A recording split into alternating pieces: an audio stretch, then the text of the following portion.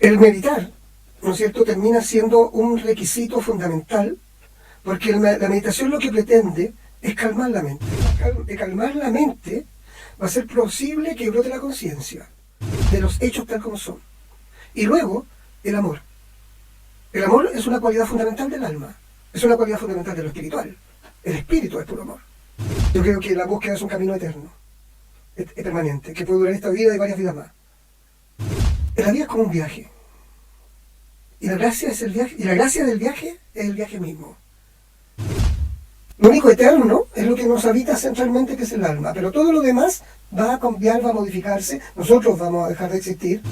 Apegarse a cualquier cosa como meta y como resultado final es lo peor que nos puede pasar en el camino, porque nos vamos a detener.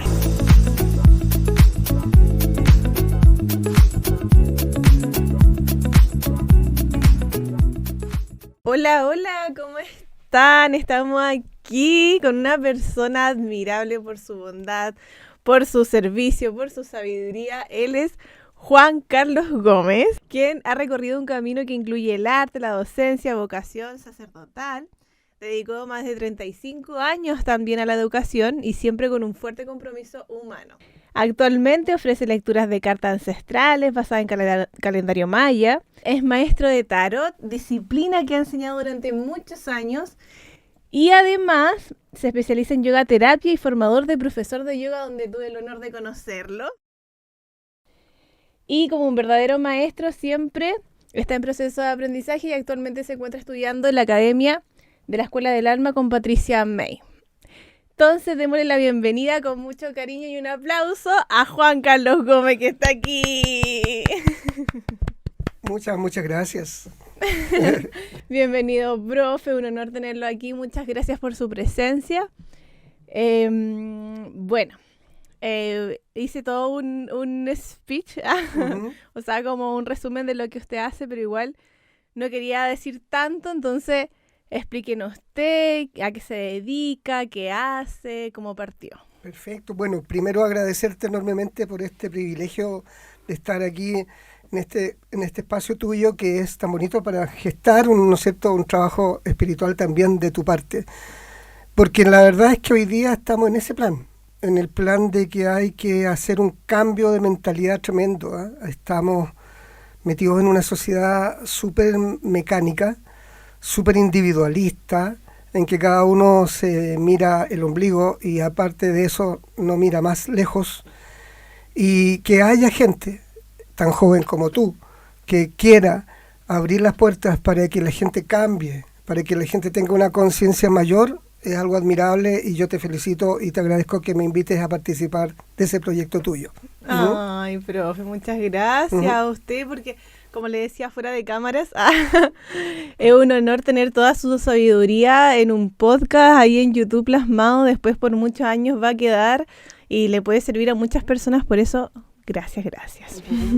Ahora, frente a la pregunta que me haces, la verdad es que el tema es fundamentalmente el trabajo espiritual. El trabajo espiritual es un tema que la gente a veces entiende como corresponde y otras veces lo entiende pésimo. Hay gente que de repente entiende por trabajo espiritual una experiencia emocional. ¿Te fijas? Entonces, de repente le sucede algo muy entrete, ¿no?, muy bonito, un éxtasis interno de sentirse muy a gusto con algo, y dicen, oh, hice un trabajo espiritual. La verdad es que eso es parte del trabajo espiritual también, pero el trabajo espiritual es mucho más, porque es justamente poder conectar con la totalidad, poder conectar con todo el mundo. Y eso significa conectar con todos los aspectos del mundo. ¿Te fijas?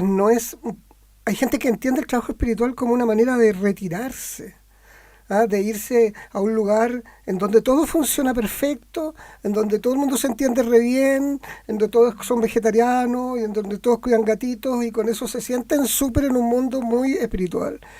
Pero el mundo espiritual es el mundo. Hay que estar en la calle, hay que estar en los lugares donde la gente necesita, en donde la gente ha perdido la confianza, en donde la gente ha perdido la esperanza. Y ese es el trabajo verdadero. Y fíjate tú que yo, del camino que hice, en que me anduve metiendo por los lados de la política, por el lado de lo, qué sé yo, de los hippies, por el lado del mundo católico muy fuertemente, al grado de querer ser sacerdote, etcétera.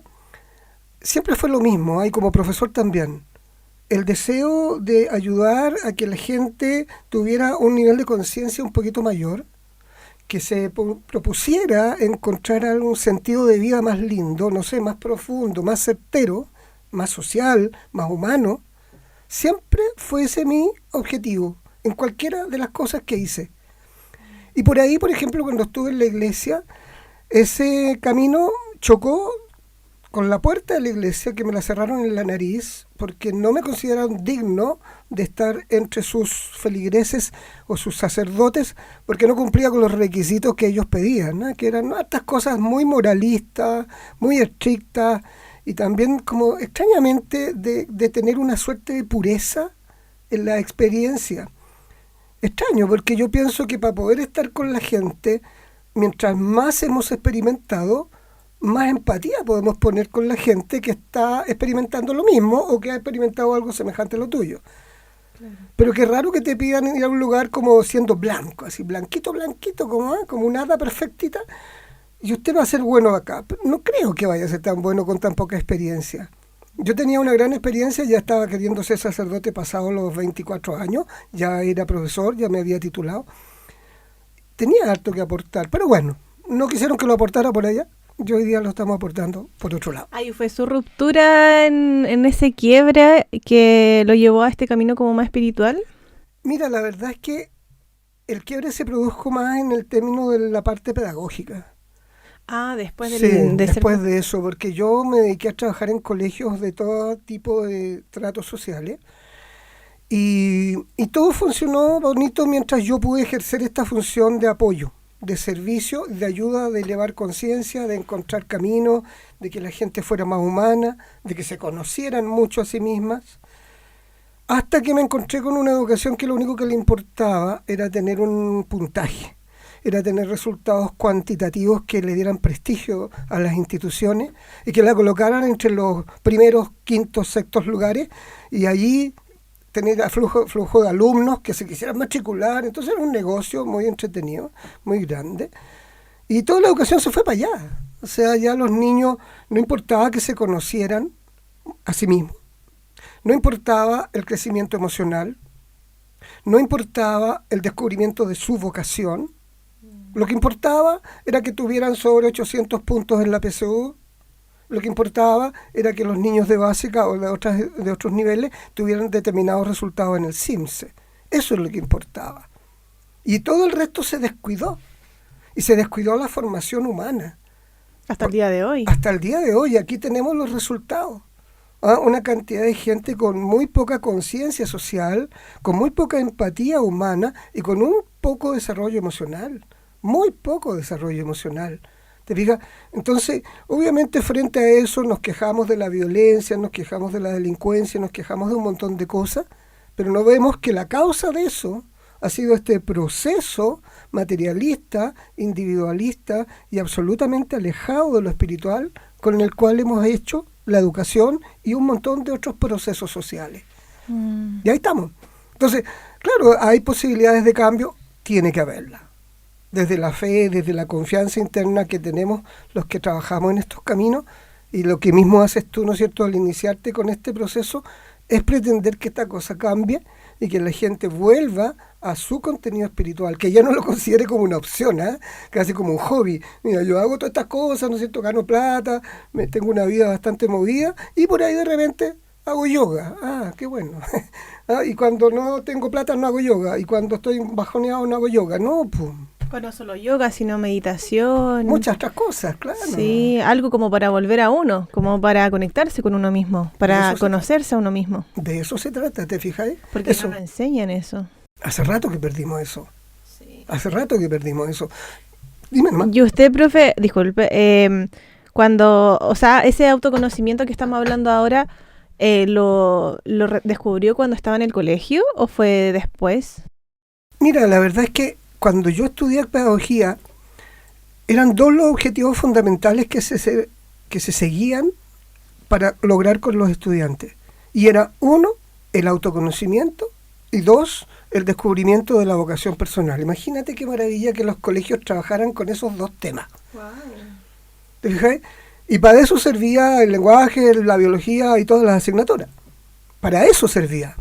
¿Te fijas? Pero después con el tiempo, el lenguaje, la historia y la matemática y la ciencia se convirtieron en objetivos en sí mismos. Ya no eran para conocerse más y para descubrir tu vocación, sino que eran objetivos en sí mismos. Entonces había que tener un puntaje nacional en cualquiera de esos 4 rubros. Y fíjate qué interesante, porque por tener esos puntajes en esos rubros, en esas asignaturas, se fueron eliminando otras. Fíjate, se eliminó el francés, primeramente. Luego se disminuyeron las horas de arte, de música. ¿Ah? Se sacó toda la cosa artística un poco porque no era importante, porque lo importante era la ciencia, la historia, la matemática y el lenguaje. Eso era lo que se estaba evaluando a nivel nacional, entonces a eso había que darle como bombo, pero a lo demás no. Y yo en los últimos tiempos que trabajé en un colegio en que estábamos muy preocupados de eso, porque es un tema nacional, no es cosa del colegio.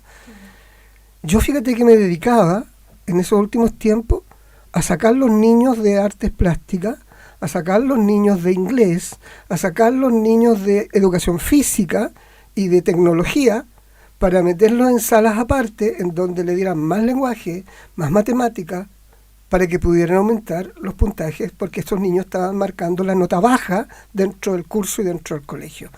Imagínate la tradición más grande de lo que yo había estudiado y lo que había creído como objetivos centrales.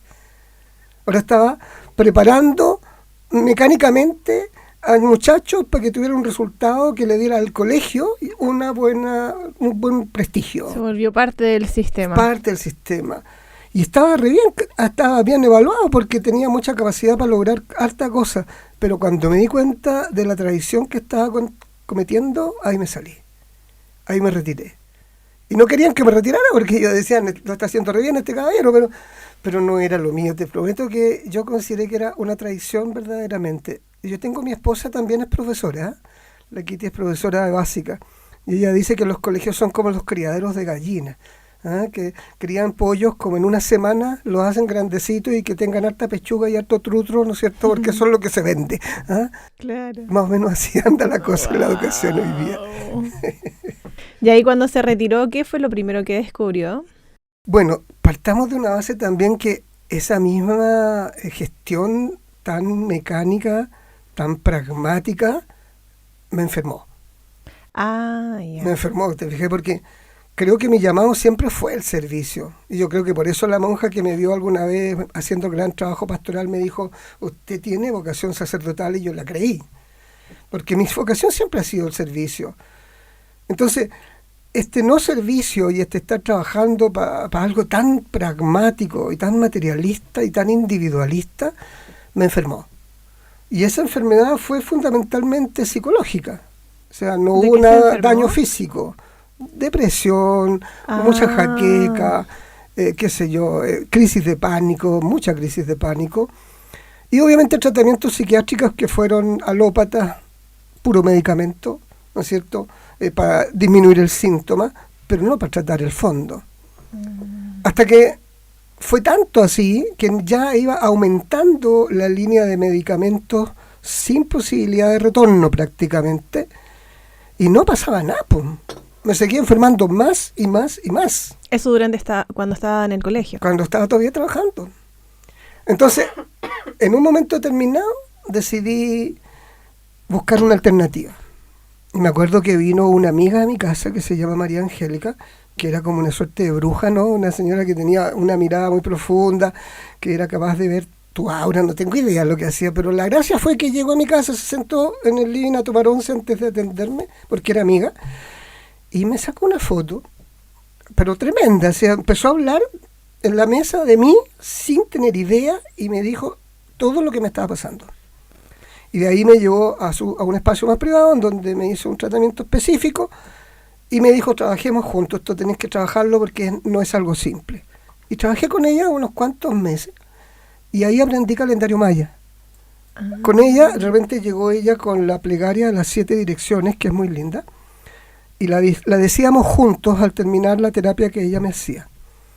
Y eso me entusiasmó, y empecé a buscar en las redes esto de las plegarias de las siete direcciones, y me encontré con calendario maya.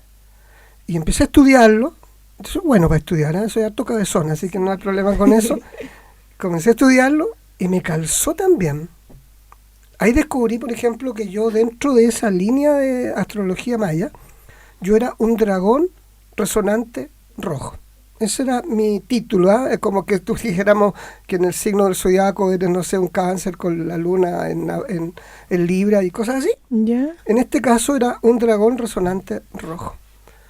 Y resulta que un dragón resonante rojo es una persona que tiene como una función, una suerte de tarea, que es como estar al inicio del camino, apoyando a que todas las personas que van a ir por ese camino, uno les dé algo para que hagan el camino. Estaba como, yo me imaginé como en la puerta del templo, así dándole agüita, algún sanguchito, no sé, algo, y alguna información para que entraran, hicieran su camino de retorno hacia lo espiritual. Wow. Imagínate. Y cuando vi eso, yo dije, ¿qué estoy haciendo en el colegio? ¿Qué estoy haciendo en el colegio? Y ahí me retiré. Y ahí me retiré. Y de ahí, antes de esto, yo había buscado alternativas de hacer yoga. Entonces te decía que evitamos que, o sea, no era un yoga netamente gimnástico. Uh-huh. Y entonces eso me ayudó mucho. De hecho, fumaba yo, ¿para qué te cuento? Fumaba muchos cigarrillos, fumaba todo el día. Y me había propuesto fumar varias veces, dejar de fumar. Y sin embargo, el yoga, no sé cuándo ni cómo, no fumé nunca más. Wow, no se dio cuenta. No me di ni cuenta cómo lo dejé. Uh-huh. Y de ahí me empecé a involucrar cada vez más. Terminé estudiando para ser profesor de yoga y después haciendo algunos cursos más para especializarme en yogaterapia específicamente. Y por mi afán autodidacta de estudioso y cabezón, fui aprendiendo mucho, y me fui incorporando con mi amiga Paula a crear esta escuela que ya tiene 15 años de antigüedad. De mi afán autodidacta, me puse a estudiar muchos temas que se iban dando durante el profesorado, especialmente todo lo que es más teórico, porque como soy estudioso de ese tipo, entonces me vino muy bien. Y como la Paula era mucho más específica en el trabajo del tema cuerpo, ¿cachai? De hacer las asanas y todo el tema más técnico también, ella lo manejaba muy bien. Entonces hicimos una buena dupla, porque por un lado ella se metió por ese camino y yo me fui por este otro en toda la filosofía, en todo el desarrollo del estudio de la mente, en fin, de varios temas. Y eso ha sido un progresivo crecimiento que ha llevado a que hoy día tengamos un equipo súper lindo y además en esta conexión con lo espiritual, que es lo fundamental. Yo no habría estado contento en ninguna otra parte, más que en la escuela de yoga en que estoy, si no hubiese sido porque hay un contenido espiritual. ¿Cómo entiende el yoga usted, profe? ¿Cómo lo entiende más allá de lo físico, lo que decía, más allá de las asanas? Perfecto. Mira, la verdad es que el yoga es un estado de vida.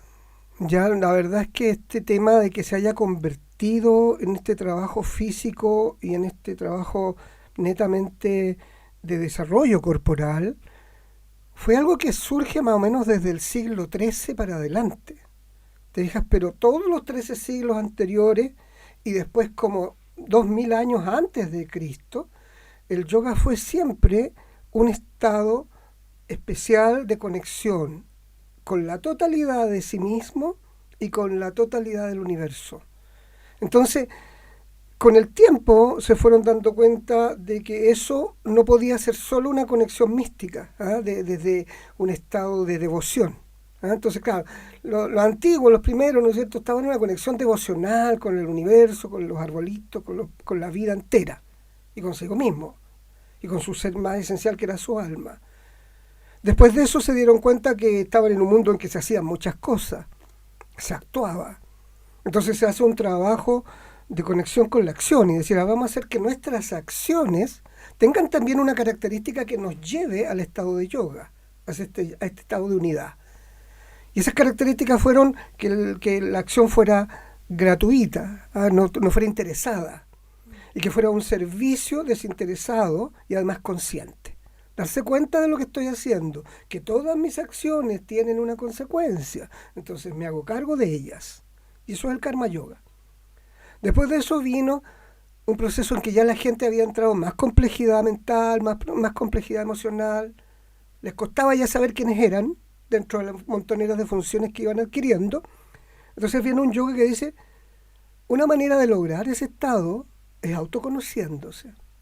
Entonces viene todo un proceso de trabajo de cómo trabajar el autoconocimiento. Surge mucha literatura, lo que son los Upanishads y muchas obras que van trabajando en este autoconocimiento para no confundirse con la superficie, sino que llegar a la esencia. Y eso es el Jnana Yoga. Después de eso, uno de los maestros por ahí, ¿no es cierto?, que es el maestro Patanjali, que es una figura mítica, él se da cuenta que el principal conflicto que tenemos está aquí, en nuestra cabeza, que nuestra mente se complica, guarda recuerdos, tiene maneras particulares de percibir, las percepciones son erróneas, en fin, y se da cuenta de que la mente es un conflicto. Y entonces crea un trabajo de yoga para controlar nuestras fluctuaciones mentales permanentes y constantes que nos sacan del centro y nos llevan para cualquier lado. Y así fue como él crea lo que es el Raya Yoga. Y así pasa el tiempo, y con el tiempo, algunos maestros posteriores, ya como te digo, por allá por el siglo XIII, se dan cuenta que le han dado importancia a la emoción, se dan cuenta que le han dado importancia al autoconocimiento y que le han dado importancia a la mente, pero que no le han dado importancia al cuerpo. Y entonces lo incluyen. Y empiezan a hacer un trabajo porque dicen, para que todo esto sea puro, para que alcancemos este nivel de conexión con la totalidad, mi cuerpo tiene que estar sano, mi cuerpo tiene que estar purificado. Y ahí viene el yoga físico, el hatha, como una purificación del cuerpo. Y evoluciona. ¿Te fijas? Y luego por allá, ¿no es cierto?, casi por el siglo XIX, finales del siglo XIX, hay una convención de religiones en Estados Unidos, y viene un maestro de yoga a dar una charla a Estados Unidos acerca de lo que es el yoga, que ya ha tenido toda esta evolución. Y a todo el mundo occidental le encantó.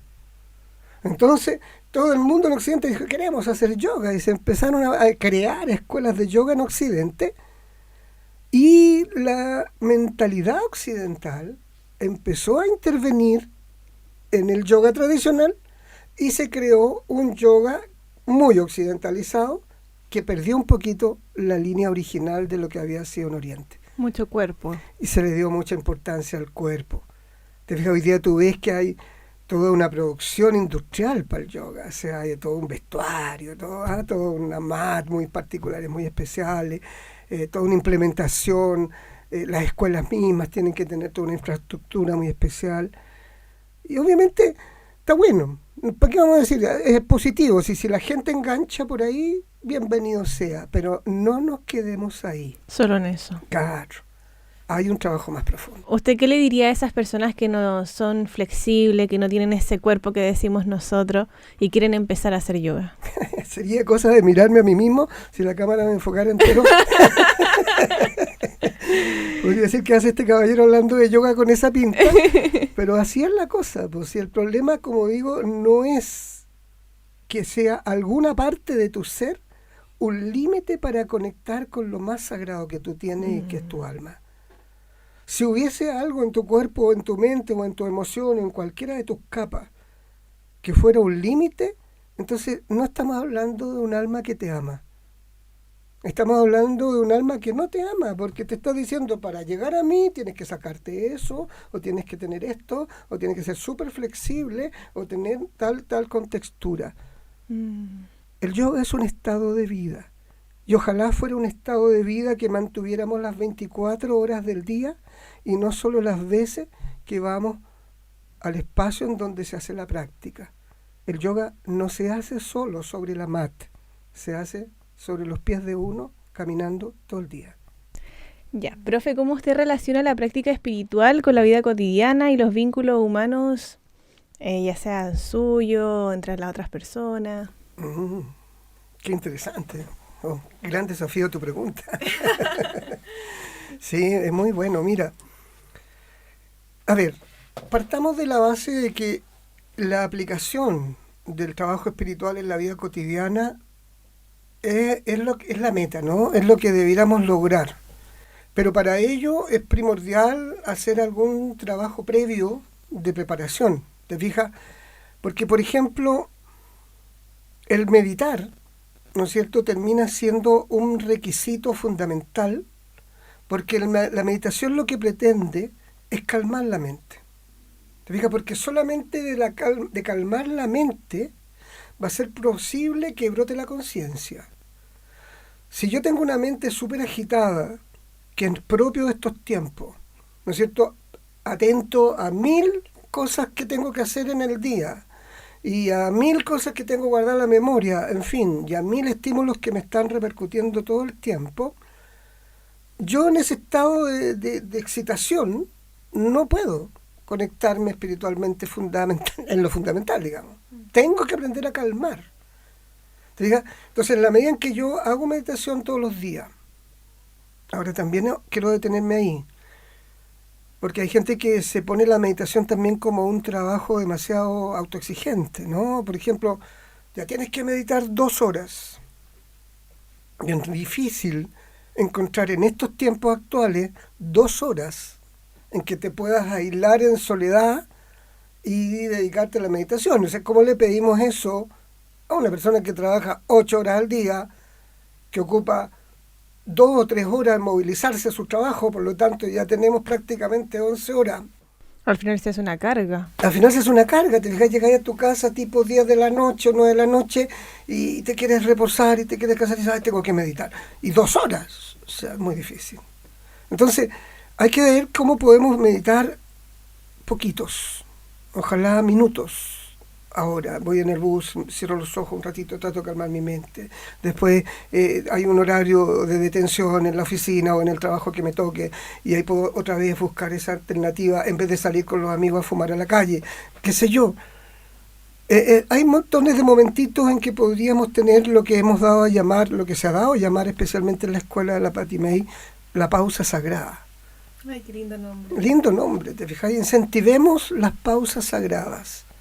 En que me detenga un rato, deje el celular de lado, apague un rato todas las pantallitas y me pueda conectar conmigo mismo tratando de calmar mi mente. Entonces, en la medida en que yo logre esos espacios, voy a dar espacio, perdonando la redundancia, a que la luz de mi alma salga. Pero si estoy en un bullicio interno y externo gigante, la luz de mi alma no pasa a través de todo eso y se queda pegada o se enturbia o se dificulta. Entonces hay que hacer este trabajito de pausa sagrada y de meditación para poder desde ahí tener acceso a tu profundidad. Te dije porque esto es un trabajo hacia adentro. Hasta el momento mucho del trabajo espiritual ha sido hacia afuera. Vaya a ese lugar en donde le van a hacer un saumerio, qué sé yo. Vaya a este otro lugar donde le van a activar la glándula pineal. Vaya a este otro lado en donde usted va a limpiar la herida de infancia. Vaya, en fin. No está mal hacerlo, ¿ya? Pero entender que ese no es el fin de un resultado espiritual. Eso probablemente sirva como una suerte de limpieza para poder acceder a ese espacio íntimo, interior, en donde está el alma. Pero ese espacio no se llega lleno de cosas, no se llega con una mente turbia, con una emocionalidad descompuesta, en fin. Hay que tratar de lograr estos silencios, estas calmas, y desde ahí va saliendo aquello que está guardadito. Entonces, en la vida cotidiana se puede dar. ¿Te fijas? ¿Qué es lo que es fundamentalmente el alma para mí?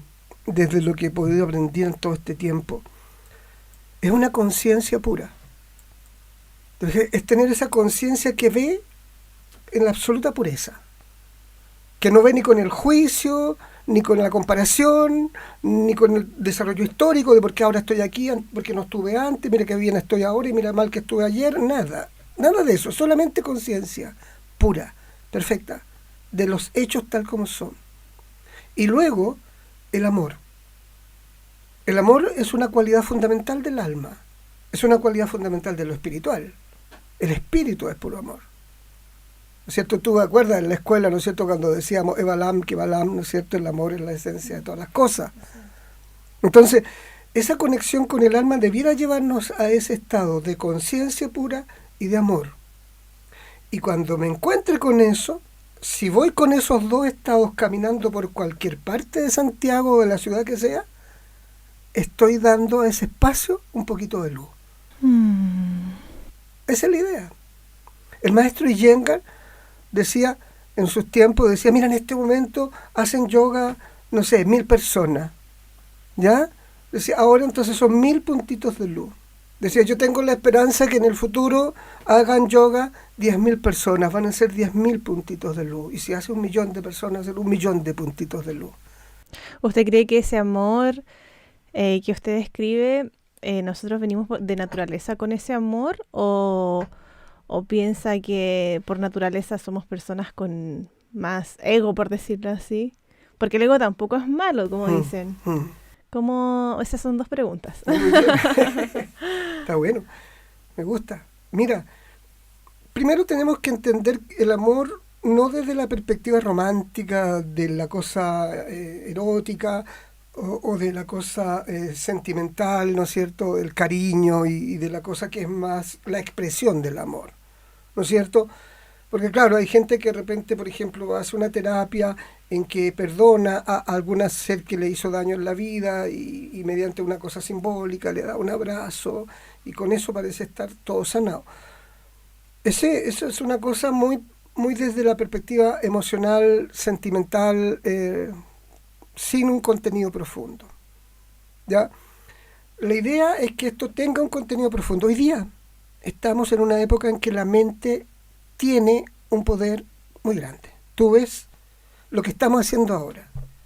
Estamos haciendo algo en una conversación que tiene un nombre específico y que luego se distribuye a través de las redes y que llega a un montón de gente. En fin, hay una cosa que hoy día existe, que es muy tecnológica y muy, muy fuerte, y qué bueno que se pueda utilizar para estas cosas, digamos.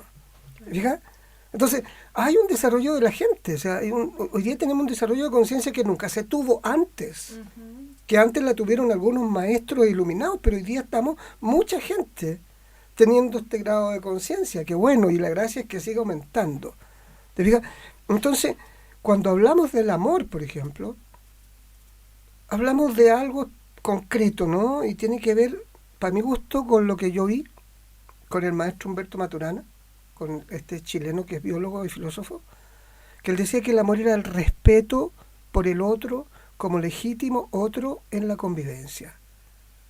Es una definición que me llena profundamente, porque entiendo que el amor es eso, respeto. ¿Te fijas? Fundamentalmente. O sea, que eso se traduzca en abrazos, besos, caricias, regalos, lo que quieras, perfecto, qué bueno, digamos, pero lo fundamental es el respeto. Y es el respeto por el otro. Es otro. No es mi sombra, no es mi proyección. No es mi objetivo, el otro es otro, no es lo que yo quiero que sea, no lo quiero manipular para que se porte al gusto mío, el otro es otro, ¿no es cierto? El concepto de alteridad, eso es muy importante en el amor, ¿cierto? El amar a otro porque es otro. Mira, el Jesús, qué maravilla tiene el Maestro Jesús, que amó al leproso, amó a la prostituta, amó a todo el mundo sin hacer esta cosa como tenían los fariseos de su tiempo, en que había un montón de gente que no se podía acercar. O sea, había mujeres que porque andaban con su periodo menstrual tenían que alejarse del pueblo porque se consideraba que eso era una maldad para el pueblo. Entonces, de ese amor estoy hablando, ¿te fijas? Y ese amor que es al otro. Y además dice como legítimo otro. Te dije, porque claro, yo puedo decir, sí, esta persona es otra, no soy yo, perfecto, lo entiendo, pero esta persona no vale, no tiene la calidad, no sé, no tiene la fuerza, o qué sé yo, no la hago legítima. Ser legítimo es ser auténticamente quien se es. Entonces, el que yo ame a otro o respete al otro como legítimo otro en su condición, que es muy parecido a lo que me preguntaste antes. ¿Puedo yo rechazar a una persona que viene a hacer yoga porque no tiene una contextura física determinada? No, porque ahí lo estoy deslegitimando. por su condición física no es legítimo para hacer yoga. Imagínate qué cosa más horrible. Y piensa las veces como vamos por la calle con ese criterio casi toda la gente, ¿no? Que estás muy gorda, que estés muy flaco, que estés muy negro, que estés muy blanco. Estamos acostumbrados a eso. Deslegitimamos a medio mundo por puro prejuicio o razones que hemos aprendido que son muy equivocadas. Entonces, ese amor, ¿no es cierto?, es una cualidad del alma. Por lo tanto, en el momento en que tú naciste, estaba impregnada en ti ya. ¿Te fijas? Y luego viene un desarrollo de tu vida o de la mía, en que fuimos siendo jóvenes, o sea, niños, adolescentes, jóvenes, y nos fuimos involucrando en múltiples cosas y fuimos confundiéndonos, entre comillas. Ya nos fuimos creando apegos y un montón de cosas. ¿Te fijas? Nos fuimos equivocando, metiendo en caminos, como yo lo contaba con mi propia biografía. Entonces, claro, uno termina por conflictuarse, ¿te fijas? Y enredarse en un tema. Hasta que eso te hace un clic. Se satura uno. Se satura uno. De tanta información, de tantos no también, que cuando niño el otro día escuchaba la palabra más típica. ¿Cuál es la palabra más típica cuando uno es niño? ¿Cuál cree usted que es? No. No hagas esto, no hagas esto otro. Entonces toda esa información después nos contamina demasiado y hasta un punto que nos damos cuenta y... Correcto. Y en ese punto que te das cuenta, buscas el cambio. Fíjate que la Patti, ¿no es cierto?, ella en un libro hermoso que tiene, dice que se trata de un camino involutivo. O sea, en un momento uno va como materializándose y complicándose y enredándose en el mundo de lo mental, de lo material y de lo emocional, hasta que algo hace clic, algo te provoca un caos, y entonces tú empiezas a evolucionar y a hacer este proceso evolutivo que te lleve de vuelta, o por lo menos al descubrimiento de tu ser más profundo, de tu alma. En ese proceso, ¿no es cierto?, vamos a generar lo que llamamos un yo, ¿no es cierto?, un yo. Porque tú eres Melanie, yo soy Juanca, somos alguien individual. Uh-huh. Tenemos una manera individual de hacer las cosas, y tú tienes un aporte individual que hacer con tu manera de ser, y yo tengo un aporte individual que hacer con mi manera de ser.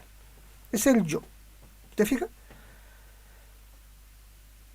Hay una suerte de metáfora que se usa harto, que decir que el alma es como una gota del océano.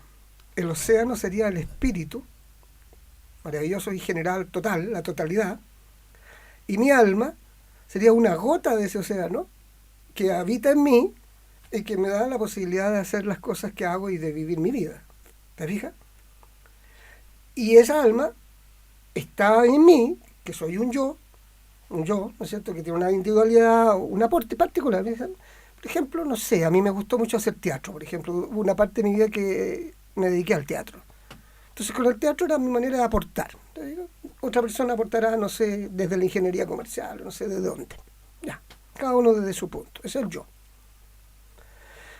Y dice la Patti May que cuando esa gota se congela, eso es el ego.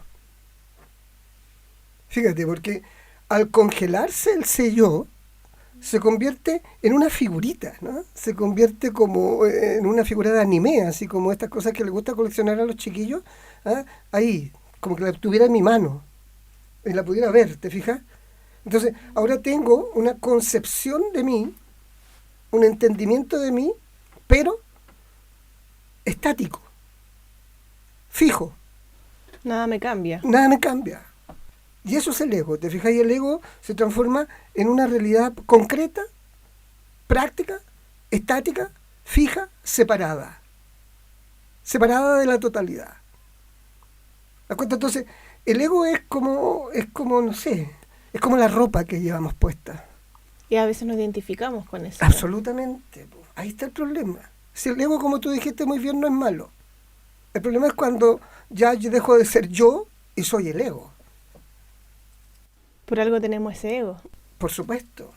Es tu manera de ser. ¿Te fijas? Ahora, ese ego, ¿no es cierto?, que está ahí en esa separación, está separado de la totalidad. El ego es lo más separado de la totalidad que existe. Digo, porque el ego, como es estático, está separado de la totalidad y está ahí, acurrucado. Entonces él sufre, porque está separado. Y en vez de mostrar su sufrimiento, se disfraza, ¿eh? Se pone máscara y hace show, como que fuera una figura espectacular o a veces una figura terriblemente dolorosa, y de ahí llama la atención. De la víctima. Claro, con la víctima logra quitar un poquito de separación, a ver si por ahí atraigo a alguien que me venga a hacer un cariñito, o que me venga a admirar si estoy con un ego súper inflado. ¿Cachai? Entonces ahí se produce desde el ego, de repente el yo empieza a darse cuenta de que por culpa del ego estoy separado, estoy sufriendo, estoy mal, etcétera. Entonces el ego cumple una función. Es como la piedrecita en el zapato que de repente te molesta tanto que te tienes que sacar el zapato y sacar la piedrecita para poder caminar bien.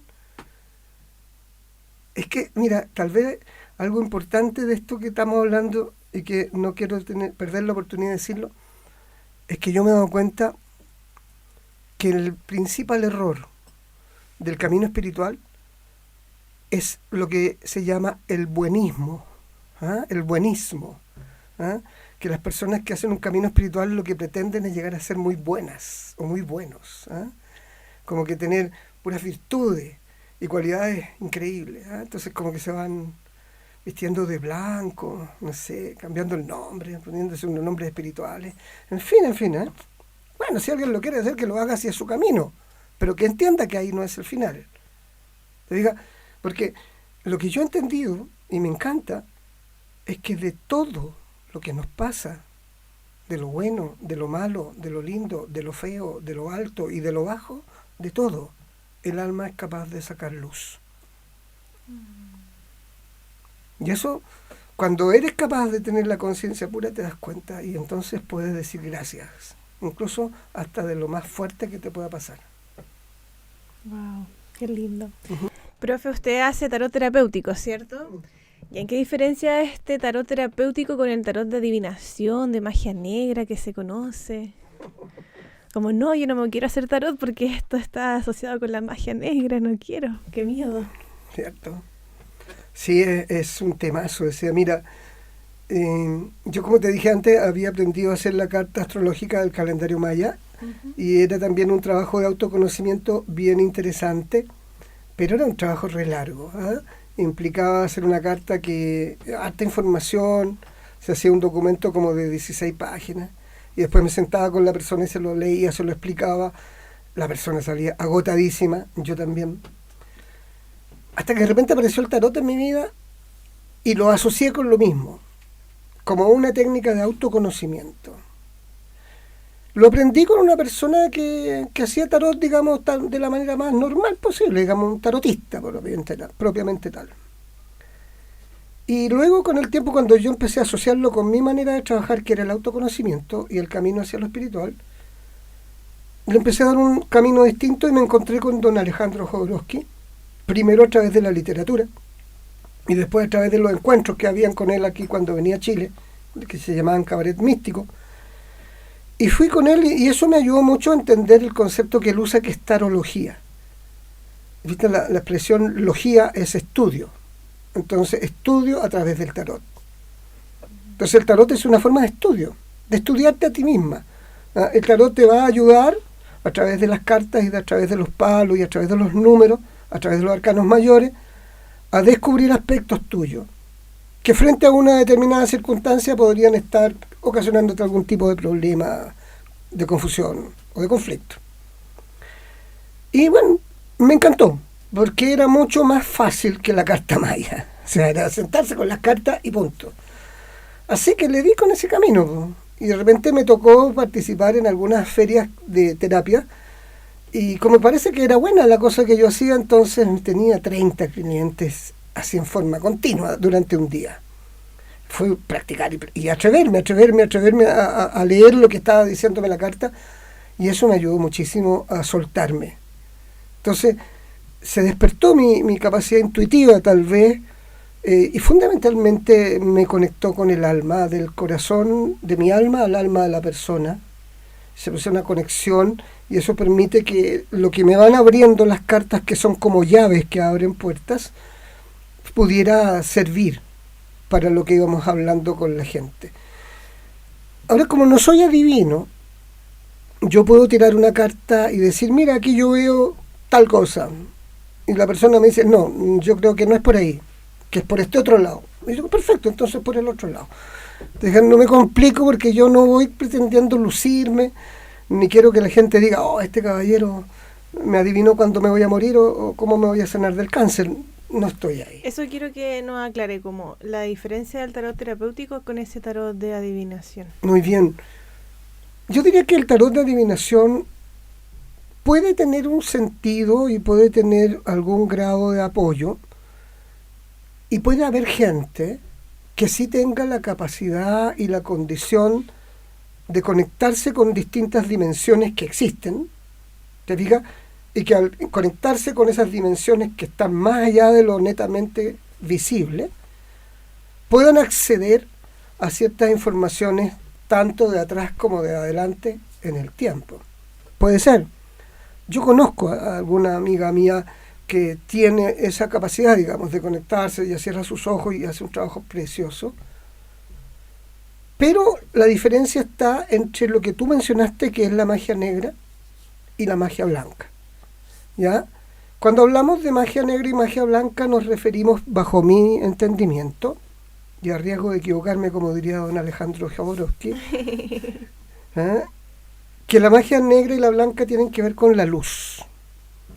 Entonces, cuando hay magia negra, nos metemos en la oscuridad. Y cuando hay magia blanca, le colocamos luz a esa oscuridad. La vemos. ¿Te das cuenta? Un ejemplo. A veces las personas tienen conflictos en la vida y van con una tarotista o con un tarotista. Y el tarotista les dice, mira, lo que aquí pasa es que hay una energía de un maestro oscuro que se ha introducido en tu vida y que te ha llevado para allá. O sea, ya tengo una oscuridad porque tengo un conflicto en mi vida, ¿ya? Y la respuesta a la causa de eso es un maestro que vive en la oscuridad y que se mete en mi vida y que me empieza a poner estas trampas en el camino y a ocasionarme estos daños, maldiciones, ¿no es cierto? Todo ese tipo de cosas. Eso es pura magia negra. Te dije, ¿por qué? Porque a la oscuridad que ya tengo yo con mi problema, se le pone más oscuridad, porque ahora hay una fuerza negativa que anda no sé por dónde, que es la que me está ocasionando el problema. En cambio, con la magia blanca, yo estoy con un problema. Las cartas me ayudan a ver de dónde viene ese problema, por qué podría producirse ese problema desde la realidad que tengo yo como persona. Por lo tanto, es como con una linternita vamos poniéndole luz a esos espacios oscuros y los vamos entendiendo, los vamos comprendiendo y vamos sacando respuestas, vamos obteniendo respuestas, no que me la mande alguien, sino que de la misma conversación va saliendo una respuesta. Cuando en los letreros de tarot que vemos por las calles se habla de todo tipo de trabajos, amarres y desamarres, wow. Claro. Sí, yo me pregunto eso, qué raro debe ser eso, que imagínate que yo fuera con alguien y dijera, ¿sabes? Quiero que me amarre a una vecina. Y yo me imagino que exista la posibilidad y que esta vecina se venga a vivir conmigo. Y dices, qué terrible. Pero existe el karma. Horrible. Para todo eso existe. Yo pienso así como que si yo quiero actuar como en contra de la voluntad de otra persona, después eso se devuelve. Por supuesto. Todo se devuelve. Por supuesto, vas a generar alguna consecuencia, va a tener, pues, Claro. para ti y para el otro. ¿Y cómo es posible? Eso es contrario al amor, ¿te fijas? El respeto por el otro. ¿Cómo estoy respetando al otro si lo saco, lo meto a la fuerza en mi vida? Claro. No es un respeto, nada de amor. Entonces, la línea de tarot que yo planteo es un tarot súper amoroso. Es un tarot que siempre pretende que la persona se comprenda, que la persona se asuma. Porque la primera tarea cuando uno tiene problemas es asumirse. ¿Qué es lo que uno hace siempre? Lo niega. No me está pasando esto. No puede ser. No, Dios me está castigando. No, la culpa la tiene la vecina que me echó una maldición. Lo niego. Es más fácil apuntar para afuera que mirarse hacia adentro y ver cómo yo estoy, no digo causando, porque también eso sería muy culposo, sino que a lo mejor cómo me estoy dejando dominar por algo que me está pasando, como si lo que me está pasando fuera toda mi vida. Mi vida es mucho más que todo esto. Te diga, a veces las personas sienten que una pérdida de una relación amorosa es toda la vida. Es una pérdida de una relación amorosa, pero hay mucho más en la vida. Ya. Profe, para alguien que está comenzando a cuestionarse en busca de algo más profundo, ¿por dónde le recomendaría empezar? Uh-huh.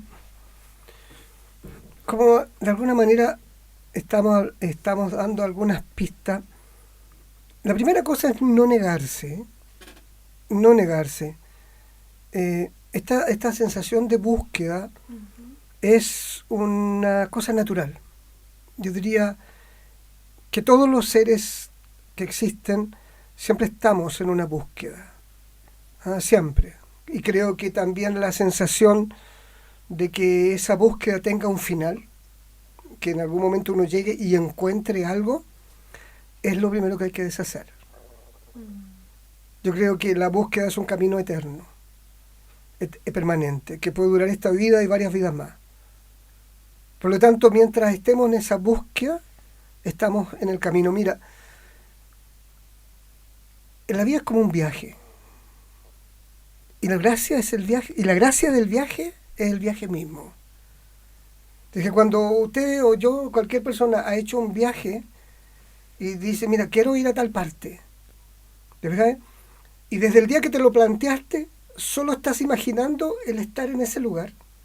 Y se olvida del te olvidas de todo. Y te pegas el viaje y se te hace eterno y te molesta la gente que va contigo en el bus o en el avión o en lo que sea, porque lo que no quieres es llegar a ese lugar. Y te pierdes todo este espacio. ¿Te fijas? Todo lo que pasa durante el proceso.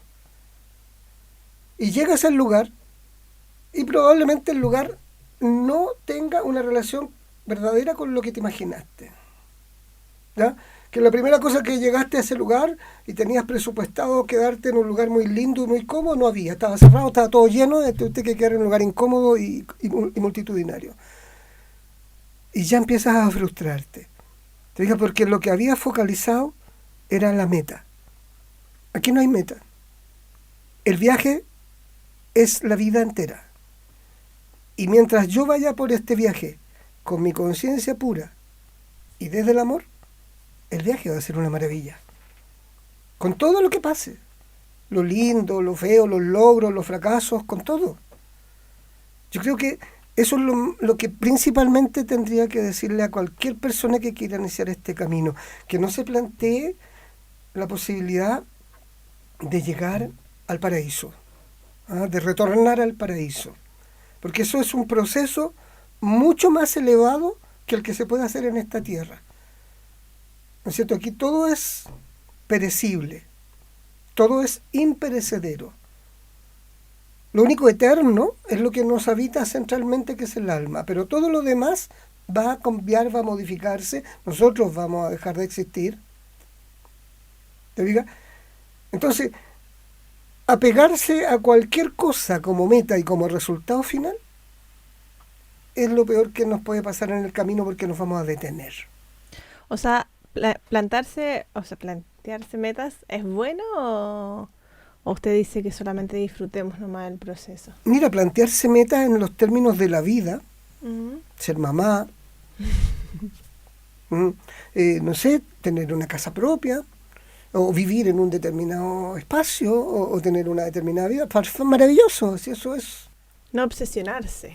Pero entendiendo que eso es parte de la vida concreta y específica, ¿te fijas? Y no centrarse en eso nomás. Imagínate que yo me obsesionara y dijera, lo único que yo quiero es tener casa. Lo único. O sea, mi objetivo vital, la existencia, es tener una casa. Listo, tengo mi casa, ¿ya? ¿Y ahora qué? ¿Te fijas? Sí, hay que tener casa, hay que tener comida, hay que tener dinero. Vivimos en un mundo con esas energías. Pero no es eso todo. El camino espiritual es más profundamente, más profundamente. Y esa profundidad es infinita. Fíjate tú que la fuerza originaria, el espíritu, crea toda la vida, y hace que la vida se materialice hasta convertirse en una cosa práctica, concreta, etcétera, con todas las dificultades incluso que tiene nuestra existencia. Y de ahí, las personas, especialmente los seres humanos, con su estado de conciencia, comienzan a evolucionar en el regreso a lo espiritual. Y fíjate tú que cuando llegan a un estado espiritual, suponte que llegáramos, hay otros más. ¿Te fijas? ¿Te acuerdas tú cuando estudiaste yoga que usábamos este rosario que se llama mala y que sí tiene 108 pelotitas, ¿no es cierto? Son 108, dicen por ahí, estados de conciencia. Imagínate, nosotros podríamos estar alcanzando, no sé, el cuarto, el quinto, el séptimo, tal vez, ¿no es cierto?, dentro de la evolución de la existencia humana. El séptimo. Quedan 101 más, si es que son todos. Es como el sistema solar, ¿cierto? No somos nada. El sistema solar se mantiene en una galaxia y la galaxia se mantiene con un montón de galaxias y es infinito. Entonces, el proceso evolutivo es tan profundo y tan grande que es imposible pensar que haya un punto en que llegamos y nos establecemos todos y hasta ahí quedamos. Pues sería el fin de la vida, el fin de la existencia. Entonces, a quienes quieran hacer un trabajo espiritual, háganlo con la vida que tienen, en el lugar en que viven, con un estado de conciencia puro, con un estado amoroso, con una función de servicio. Descubran, mira, hay un montón de valores bonitos, pero sabes que no hay que leerlos, hay que descubrirlos, están aquí adentro. En la medida en que, mira, tú vayas a ser mamá y vayas a ver cómo te van a brotar montones de estados que no sabías, ideas que tenías y que van a brotar con la existencia de tu bebé. ¿Qué práctica recomendaría para eso, para estar conectado? Para estar conectado. Mira, hay una práctica que yo siento que a mí me ha servido mucho y que la recomendaría siempre. Y es que darse cuenta de dónde vienen mis respuestas, de dónde vienen mis reacciones, de dónde vienen mis maneras de ser, de dónde vienen. Te fijas, mira, un ejemplo. Suponte tú que yo te estoy hablando a ti y que tú de repente te empiezas a quedar dormida. Entonces, yo en mi interior me siento que te estoy aburriendo o me siento que no tengo importancia para ti, por lo tanto, por eso te aburro y te estás quedando dormida. ¿Ya? Ese sería un ejemplo. La pregunta que yo me haría entonces sería, ¿y de dónde viene esa interpretación que estoy haciendo? Wow, cómo ser consciente de eso, de esos pensamientos, ser testigo. Correcto, ¿te das cuenta? Imagínate, y me voy a dar cuenta, ¿no es cierto?, que por ejemplo la sensación de que tú te estás aburriendo conmigo, que sé yo, por eso estás quedando dormida, tiene que ver con un problema de mi autoestima a lo mejor, de la valoración que tengo por mí mismo, de la seguridad que tengo de lo que te estoy contando. Imagínate las mil posibilidades que esto exigen. Esa mamá que de repente, no sé, por ejemplo, me acuerdo una experiencia que vi el otro día. Una chiquitita tenía que hacer una presentación en un video sobre una exposición de una tarea, ¿ya? Entonces ella tenía que ir diciéndole a la cámara esta tarea, chiquitita, de primero básico. Y esta niñita entonces hablaba y decía, los pueblos tantos vinieron de... Y miraba siempre para allá. O sea, yo inmediatamente me di cuenta que esta niñita estaban diciéndole lo que tenía que decir. Y por eso miraba hacia allá, que seguramente estaría su mamá o qué sé yo, su papá. Y después cuando terminó, se sacó los fonos.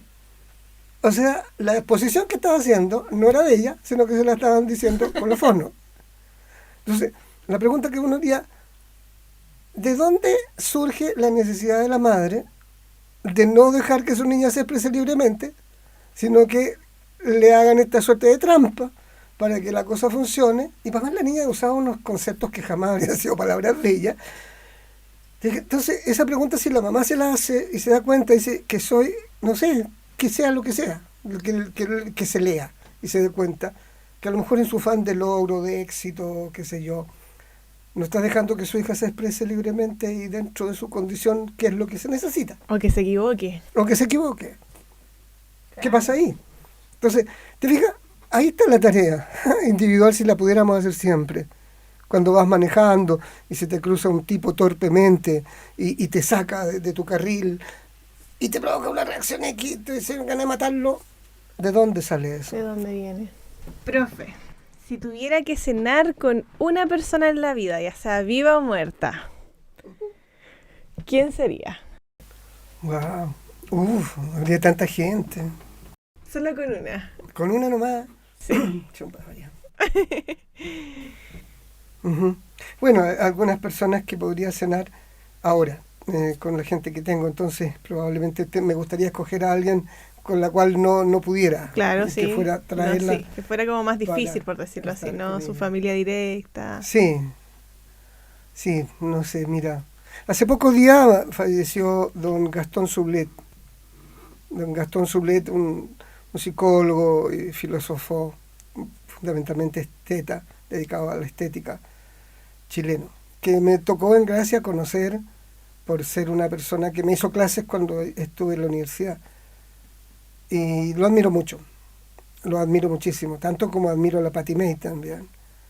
Y bueno, con la Patti May tengo la alternativa de encontrarme y de vernos una vez por semana. Así que si yo pudiera escoger, me gustaría tener un encuentro con don Gastón, porque él era un ser humano angelical. Así era. Yo siento que era un ser que vivía muy, muy desde el alma. Y que tenía esa capacidad. Una de las experiencias hermosas que tenía es que recuerdo que alguna vez un compañero de la universidad lo invitó a almorzar a su casa para que fuera a comer cazuela, y él, que era todo un personaje, fue. Hay un libro que estoy leyendo ahora de él que se llama Marginados y Marginales, o al revés, Marginales y Marginados, y que son encuentros de él con gente de calle, así, con gente que vive de marginal, ¿no? Los marginales que viven en la calle, que están todos sucios, que están un poco locos, y qué sé yo. Y él va y los enfrenta y los conversa, y después en el libro manifiesta toda la enseñanza que le dieron. Entonces, encontrarse con él sería como encontrarse con toda la gente, ¿te fijas? Con toda la gente, valorar a todo el mundo. Porque claro, sería súper entretenido decir, me gustaría tener una cena con Jesús. Te dije, pero hay gente que está aquí de una sencillez, de una naturalidad hermosa. Hermosa, tal vez, como te digo, me gustaría encontrarme con este caballero, con don Gastón Sublet, porque él vivió esa experiencia y probablemente me la pudiera contar para vivirla yo también, digamos, para poder tener esa capacidad de enamorarse de todo el mundo, no solo de los grandes elegidos ni de los supremos. Uh-huh. Eso me recuerda que 1 más 1 es igual a 3. ¿Qué entiende con esa ecuación? Como 1 más 1 es igual a 3, por ejemplo, nosotros dos podemos hacer más que uno solo. Por supuesto. Mira, en el mundo del tarot existe esa numerología, ¿no es cierto? El tema de los números, que dice 1 a la 1, a las 2 y a las 3. ¿Ah? Pero para llegar a las 3 tiene que existir el 1 y el 2. Claro. No se llega a las 3 sin que exista el 1 y el 2. Y más aún, ¿no? 1 más 2 es 3. Entonces, tiene que existir el 1 y el 2. Y tiene que existir el espíritu, y tiene que existir la materialidad. ¿No es cierto? Que en el mundo del yoga es Purusha y Prakriti. Tienen que existir los dos. Si no existen los dos, no existe la humanidad, no existe el desarrollo, no existe nada. ¿Te fijas? Y eso también me habla de cómo generamos algo. De que nosotros estamos teniendo esta conversa y esta conversa está generando algo, una energía. Y una energía que luego va a quedar plasmada en este podcast, y luego probablemente, si alguien se da el trabajo de escucharlo, le va a generar también algún tipo de reflexión. Es muy importante la reflexión, que es darse cuenta de dónde surgen las cosas. Y también me recuerda el número 3 esta sensación de crear un grupo, ¿no es cierto? De ser parte de una colectividad. Imagínate, yo uno solo, individual, viviendo en el cerro como un ermitaño, no sirvo para nada. Lo que hablaba en el principio. Correcto. Hay que estar con los demás.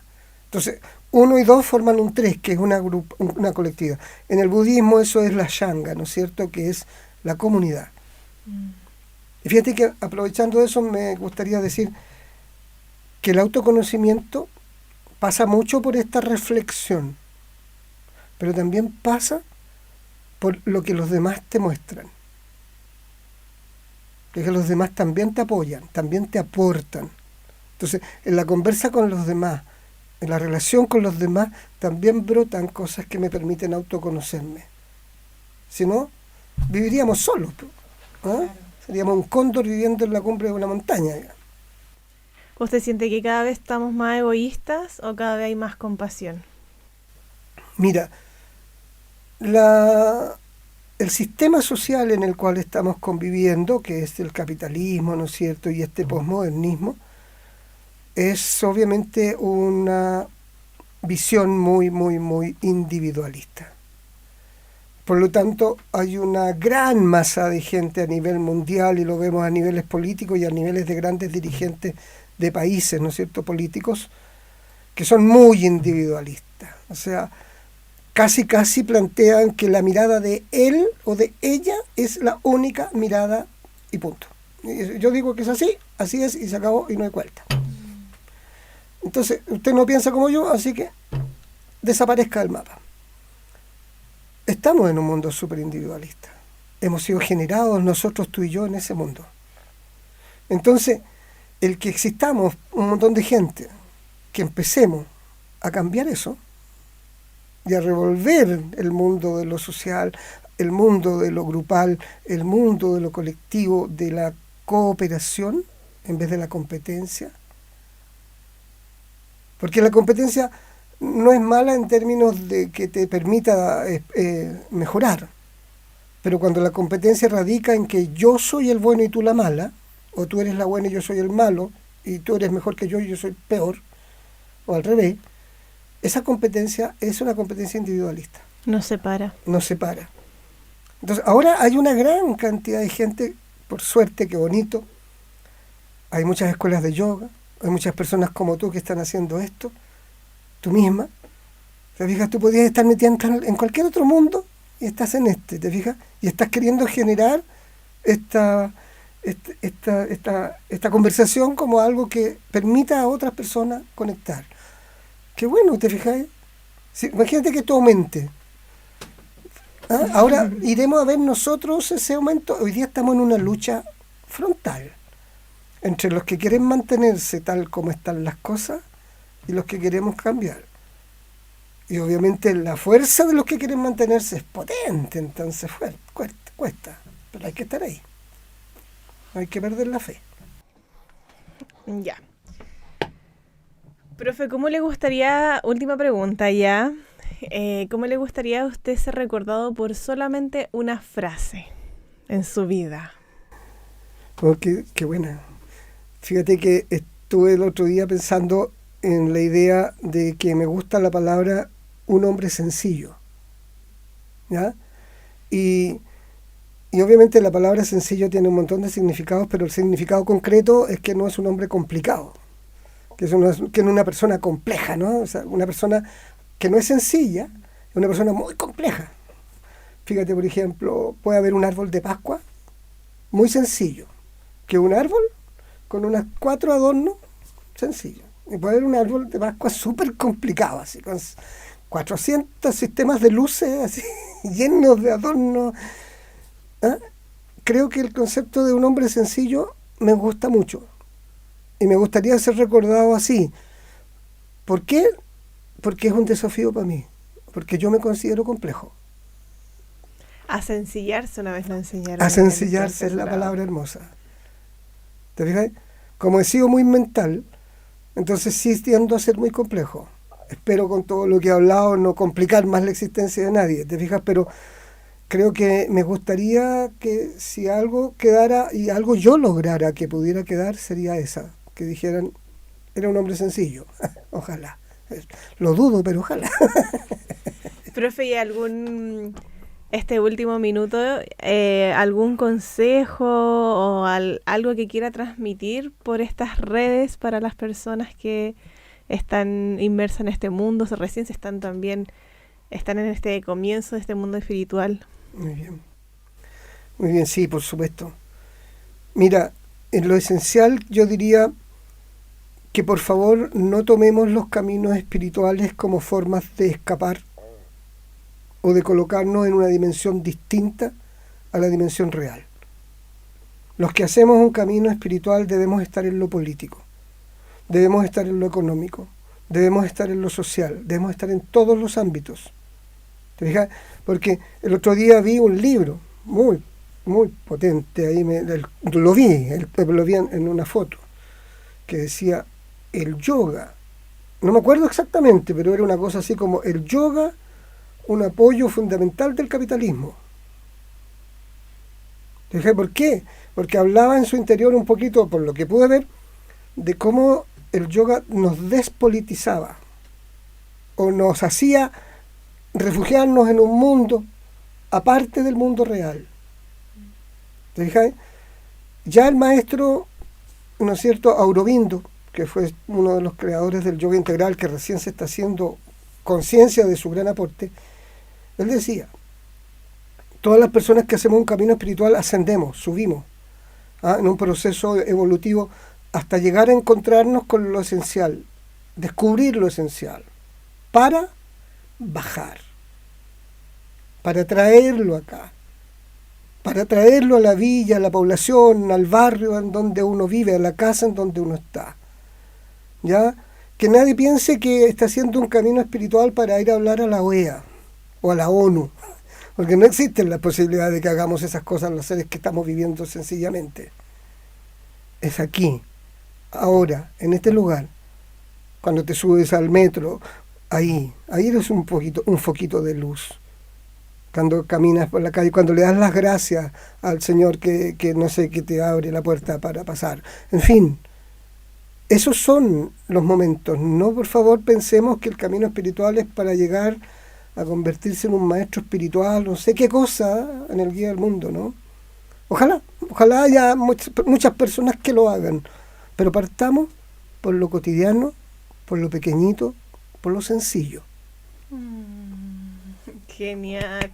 Muchas gracias, profe. Ya terminamos. En verdad estoy con el corazón llenito por todo este podcast, este capítulo. Siento que va a resonar con muchas personas.